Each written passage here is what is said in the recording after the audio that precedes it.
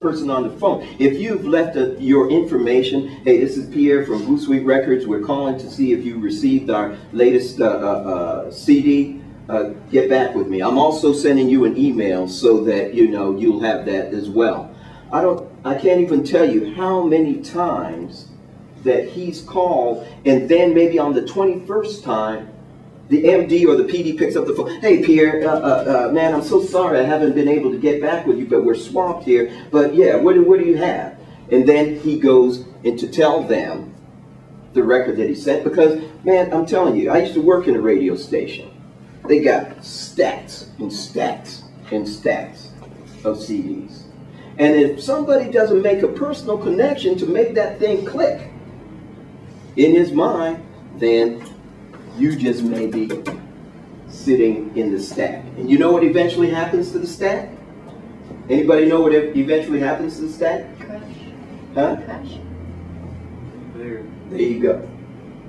Because nobody has made the connection, and so they're looking at these things, okay.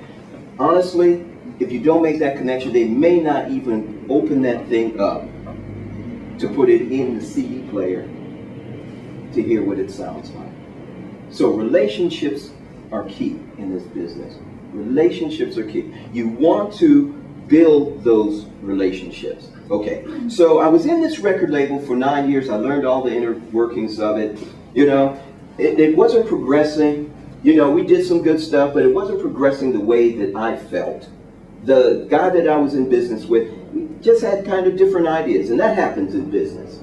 Some people might say, well, I want to do this. The other guy says, well, I want to do that. And it's not a question of being right or wrong. It's just a question of reaching where or going where you want to go. And you might have a different idea about getting there. So we got to that point after 9 years, and I said, okay, we'll fine. As I was telling Bobby, because I was very, very hands-on every single day, building databases, building contacts, not only at radio, but at retail. And that's very, very important. Retail is another vital aspect of your marketing, overall marketing promotion. Why is retail so important? Can anybody just think about it. Why is retail so important? Placements. Like where they place the products and stuff, or how easily you're going to get shown, like on the show. Okay, it's important for that. Exactly, but even before that, why is retail important? If you give me the choice of getting radio play on all the major stations around the country, or getting product placement in stores around the country, I'm going to take the retail. You want to know why? Point of sale, exactly right. Point of sale. One thing that you need to understand, that in here, using radio, this is a tool. But radio play doesn't necessarily translate into CD sales. Keep this in mind, because this is a very, very important thing for you to understand. Okay? But if you go into your local record store, or, well, there are no towers anymore, all that stuff is gone. But if you walk into a record store and you're hearing some music there, okay, that sounds pretty good. Okay? You go to the person there and you say, what was that was playing? Or you walk into a record shop and they have the end caps there, and you've seen all the product display, and you see a CD that's interesting, and you say, that looks pretty cool. Let me check this out. Can you play this for me? Okay? Now, it's a scientific fact that 70%, running out of ink here. But it's a scientific fact that 70% of people who walk into a record store don't know what they want. 70%. Right? They go in there and they say, okay, I want some new music. So, once again, at the point of sale, here's the opportunity for products to be sold, any product. Okay? So 70% of people, when they walk into a retail store, they're looking for music, but they don't know exactly what they want. Okay? So that's an opportunity. Once again, if the song is playing there, you know, if you've got a nice end cap there, you guys know what end caps are? Mm-hmm. Okay. You got a nice end cap, you got a nicely positioned product, then big chance for sale there. Okay? Much more than getting spins at radio. Okay? So there's the reason why I brought this up is because most people say, oh man, I gotta get my song on the radio, gotta get my song on the radio. There's too many experiences or stories of successful artists who didn't have one lick of radio airplay and ended up getting major deals. Okay? Ended up getting major deals. It was because they were out there, which is another important point. And it works with the marketing, touring, or making public appearances. Okay? So, when you're out there, people can actually see you, people can actually touch you, they can actually hear you. And so, you become your own best salesperson. Much better than the radio would, because they're only hearing a song on the radio. Okay, you like it, but when you hear that song on the radio, what does it make you want to do? If you really, really like a song on the radio and you like that artist, what does it make you want to do? Buy their music. Buy their music, right? Or go see them perform, right? So if this group is out already performing, and so this is going to go directly here. See? So I just wanted to give you some ideas how things can work even if you don't have the big radio airplay. Because in the radio airplay industry, which a lot of people aren't going to let you know because they don't want you to know, there's a lot of stuff that goes on behind the scenes that people aren't privy to, okay? And it's why is that? It's because the major labels, they want to control everything. And how do they control everything? Well, if you have a 17 to 25 song playlist at radio, and this is how typically commercial radio works, right? You have a 17, that's why you listen to Kiss FM, they're playing the songs all over and over and over again. All these things are calculated. All of these things are calculated, okay? So they're doing things that they don't want you to know about, first of all.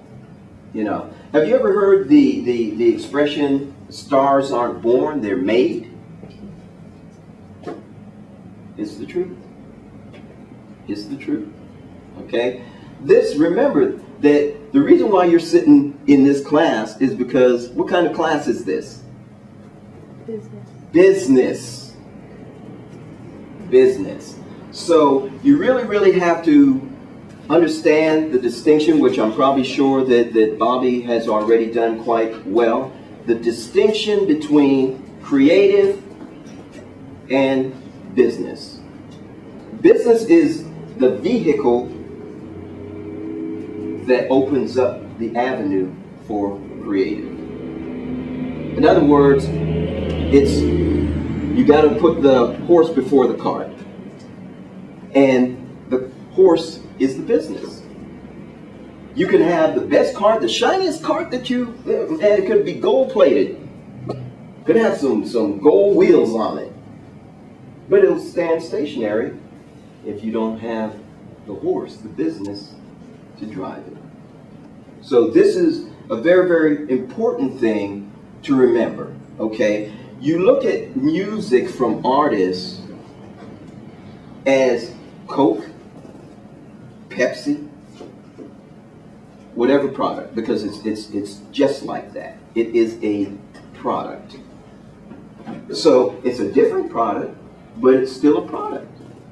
And you have to look at it in that light. How am I going to get X amount of people to buy my product? Well, it's through what you do on the business side. Okay, so fast forward. So I got out of that label in 1999, and I formed Boosweet LLC and Boosweet Records. Okay? Now, why did I do this? There were a couple reasons why I did this. Okay? And instead of, because remember, I'm a artist myself.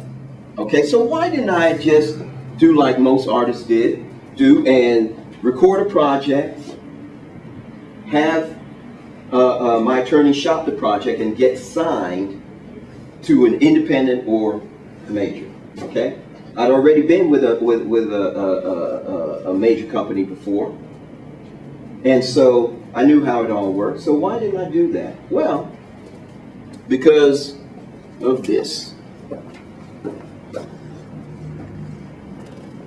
Money. And the whole time that I was with the recording group, you know how much money I made? Anybody guess how much money I made? From selling records? Anybody guess? Take a wild guess. Anybody? $100. Huh? $100. Less than that. Zero. You want to know why? Because the record label said, oh, well, you know, you guys remember when we sent you out to do this promotional tour? Remember when we fronted you that tour support money? Remember when you know you guys needed equipment? Remember when? There's a bunch of remember whens. And so everybody in the group didn't make a dime. The only money that we received was the money within that budget that they had initially gave us, okay? And back then, Bobby can tell you, man, that budgets didn't go far, especially if you're in a band with 5 or 6 people. See, didn't go far at all. So how did we make money for ourselves? Was through this. Touring, public appearances, merchandising. That's how we made money for us. But the record label, we didn't see a dime. Not a penny. Okay? So understanding this, going into this label situation, I said, okay, and I thought about it, I really, really did, because this is a lot of hard work and it takes time. But at the end of that, I reasoned, well, okay, if I'm going to work hard, I might as well work hard for myself. And that was really, really what the deciding factor was. Because you can work, let's take a factory worker, for example. Suppose you were working at Ford Motor Company, and this is real life experience I'm about to tell you. I had a friend, awesome singer. He was working for Ford Motor Company for like 15 years. One day, Ford decided, okay, well, we're going to close this plant. You have the option of moving way across the country. Now keep in mind, you know, everything is established and set up over here because he's been here for 17 years. You can either move or you have to look for another job. The point that I'm making is no matter how good a job may seem, it's not until you get into entrepreneurship, and Bobby will attest to this, that you really start to make money. Okay? Now, if you were to take, let's take sports teams. I'm just giving you an